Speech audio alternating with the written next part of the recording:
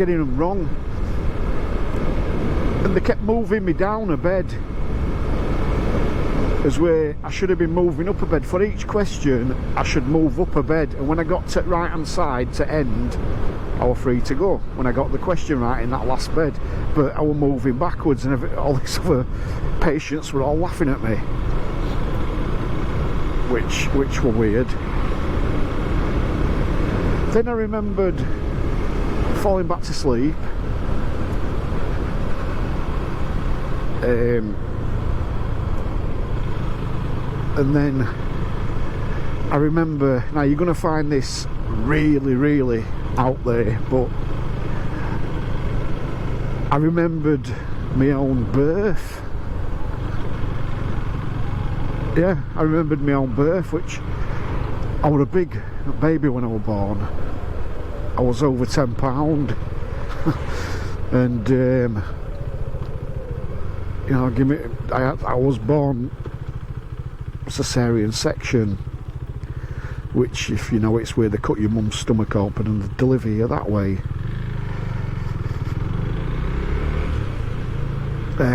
So yeah,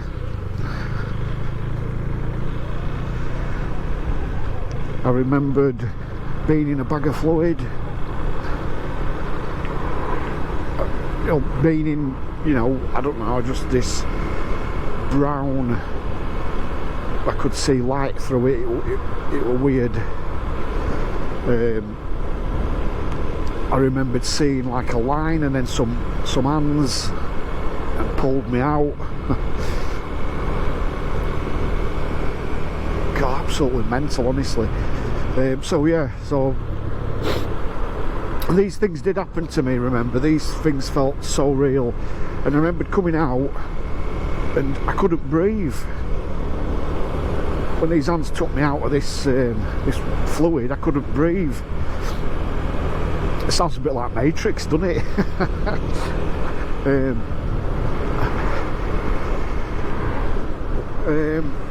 Yeah, so I remembered, I'm thinking, my body's got to get used to oxygen. I've never breathed before, because I was like thinking, God, I've just been born.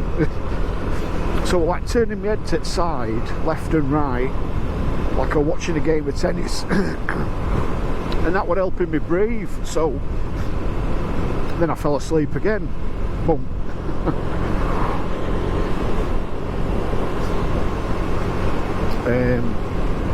Oh, and then I woke up. I was in intensive care. Everything was all blue. Curtains were all blue and all straight, and it looked really clean, and had this smell to it as well, this like bleachy, like, you know, just a strong hospital smell. And I had tubes in me, and anyway, this nurse come up to me and asked me if I knew who I was. I said yeah, said my name, told her where I was from, told her where I was.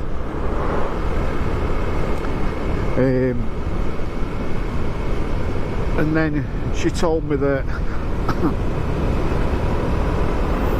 I'd been in a coma. I'd been in a coma for 4 years. My wife had left me. My kids didn't want to know what to do with me. And she actually told me all this nurse. Well, she didn't actually tell me all this. What I think this was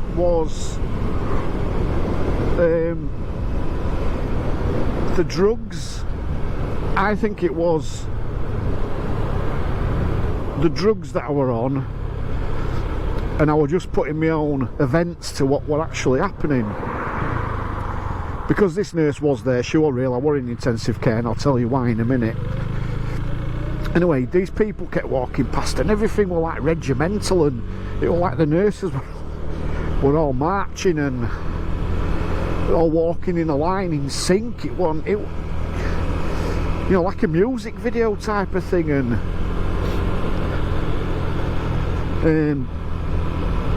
so yeah, it was weird. Anyway, I'm thinking, so my wife's left me, I've been in a coma, so I'm 4 years older, My wife's left me, she's remarried, I'm divorced, and yeah, I couldn't get my head around it. I thought, God, what am I going to do? You know, what have I got? What have I got left now? I've not got nothing.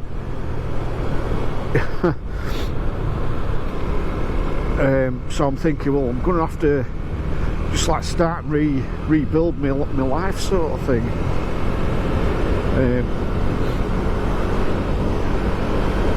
Anyway, about, I don't know how long after, but I saw my wife and my two kids walk by my bed, looked and smiled at me, and they were all walking in a line and in sync. Anyway, they walked by and I'm thinking, what the friggin' hell, what they're here for, to rub my nose in it? And I'm looking, I'm thinking, my son don't look any older, he don't look 4 years older. I thought, oh, you know, my daughter seems to look same. Anyway, yeah, so I'm oh god, with a car cross straight on. Yeah, so anyway, they come back with nurse and they sat at side of bed. My wife says to me, do you know who I am? And I looked at her and I said, of course I know who you are. We got married, didn't we? You know, I didn't really know what to say to her, because I'm thinking, well, she's left me, she's with somebody else. And then my son were talking to me, daughter were looking at me in a really odd way, or I thought she was looking at me in a really odd way. Anyway, my wife and my kids were, and I says to her, I says, you know, what are you doing now? Asking her questions to try and trick her, and I'm thinking, are these clones and they're just playing with my head? Or anyway, they went visiting time. They went, and I fell back to sleep. I remembered I'd got, like, before they went, I'd got like a bag on my chest, and there were tubes coming out of me, and there were, I think that's why my daughter was looking at me really odd, because she knew I was poorly, I was really poorly. Big canister outside of me, collecting fluid. So this is what my wife told me afterwards. Anyway, they went, and then I remember them asking me to eat something, and I'm sat with this plate of dinner. It looked disgusting, honestly. To me it did then anyway. So I thought, yeah, I'll eat some. So I put my fork in this cabbage, and some green cabbage of all things, and didn't flash you, but there you go. And as I put it in my mouth, I heard someone say, he's eating that grass that's off the bottom of my boot that I got from Glastonbury 2 weeks ago, and start laughing. And I like, oh, spit it out. I won't eat it, I won't eat anything, I just ate some ice cream, and that were it. Checking my fuel, yeah, I'm alright in it. Yeah, so my wife had gone, my kid, you know, they'd all gone out. I had something to eat, went back to sleep. And then I woke up at evening, and there were nurses dancing around and being silly and stuff, and I remember looking, my mother-in-law was sat behind the counter, which were weird. She wore like a nurse, obviously it wasn't my mother-in-law. It was just somebody else, and I was just seeing her as my mother-in-law with all the drugs and everything that I was on. And you know, painkillers and everything, what have you, morphine and all that. Oh god, I forgot it brings you out here. Yeah. Anyway, yeah, so then this nurse come up to me, and she told me that, she says, are you going on holiday? Talking quite nice to me, and she asked me if I was going on holiday, and I said yeah, when I'm better, we're going to Rhodes, we're going to Greece, Greece. And her face seemed to change when I said it, and she says, you're not. She says, you're going nowhere, lad. She says, I've got your money, I've got your holiday, I'm going there. And I remember her, she tried putting these like gloves on me, and I was saying, no, get off, what you're doing. They look like mittens, like boxing gloves, but made out of cloth. And I'm saying, no, stop it, I don't want to, no you're not, get off, and I'm trying to pull my arms away. Anyway, this male doctor, male nurse then come up, and he was like, a stocky lad, you know, quite a stocky geezer, this kid. And they were sitting me up, and these two nurses were taking it in turns at punching me in the face and just knocking me back down and lifting me up, bang, punching me again. Obviously, remember, this didn't happen. This must have been a dream. Because obviously NHS won't do that to me, so this must have been a dream. They must have upped my dosage of whatever I were on, because I'd have been in pain. Probably that's what I was struggling at, because I were in pain. And them punching me probably won't have happened. It'll probably have been them trying to like just stop me from getting out of bed. Remember, I got a broken pelvis and I no way would have been able to walk. I'd have just damaged everything. So they're probably trying to stop me from getting out of bed and stuff, but I saw it as them punching me. And like I said, it's I fell asleep again, and I woke up and I remembered this bright light, and they were burning me with this light. And it was just a light above me. They were burning me with that, and I was saying, turn it off, it's burning, I can't take it now. I got my pillar and now holding it in front of me to stop it from, you know, light from burning me.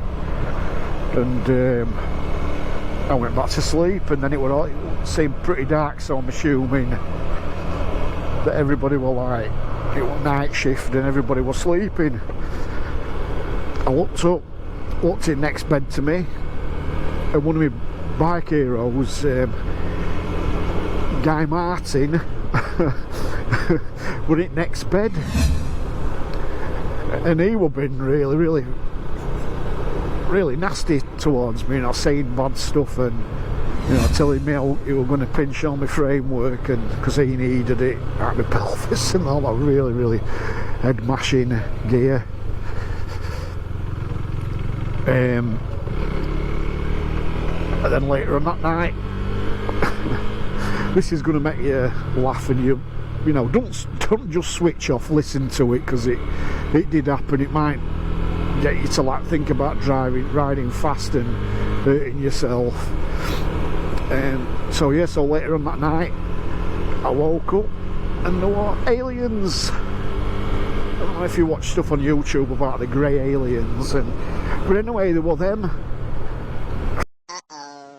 Fly tipping! Oh, God, I hate fly tipping! Right, yeah, so there were aliens taking my blood pressure and doing all these tests on me, and also, God blimey.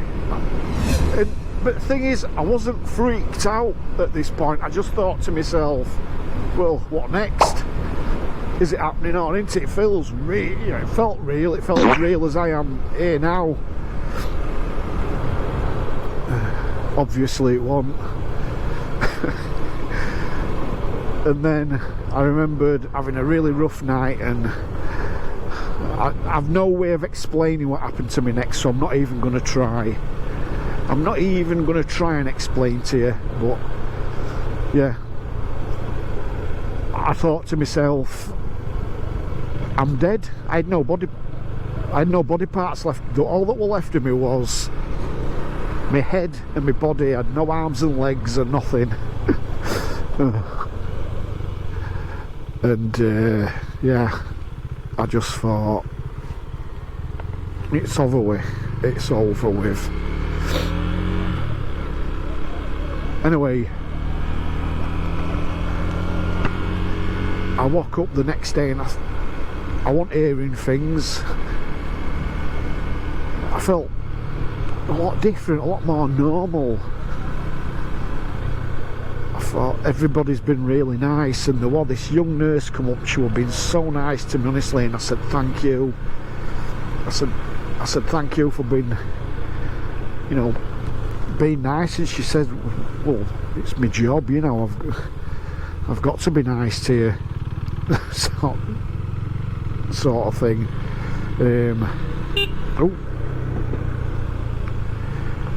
hope he didn't think I was pipping. I meant to pipped her on by accident. And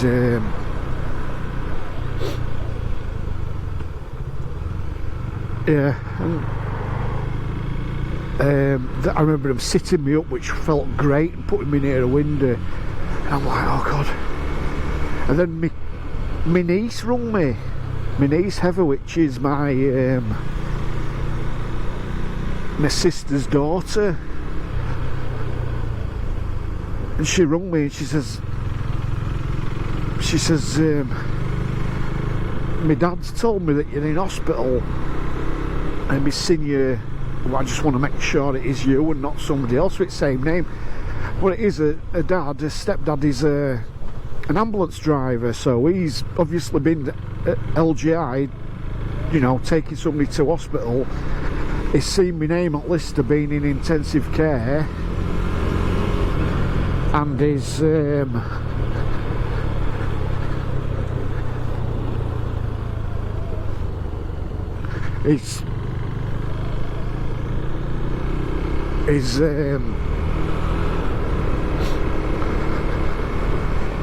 he's mentioned it to me niece, and she's wrong. Anyway, I talked to her and I'm thinking, that's when I realised, you know, I thought to myself, it's rather been a dream, or I've been that messed up on painkillers and drugs that they've had me on to keep me keep the pain off, because I didn't feel any pain, to be honest, but apart from being burnt. But anyway,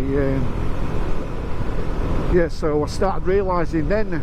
I got a phone call from my wife, and I started realising, you know, shit, 4 years hasn't passed, and I'm still married. I've still got my kids. Everybody still loves me and all that. And so yeah, so it were a great relief. Anyway, later on that day, I was taken to from out of intensive care and put onto the pelvic fracture, the fracture unit,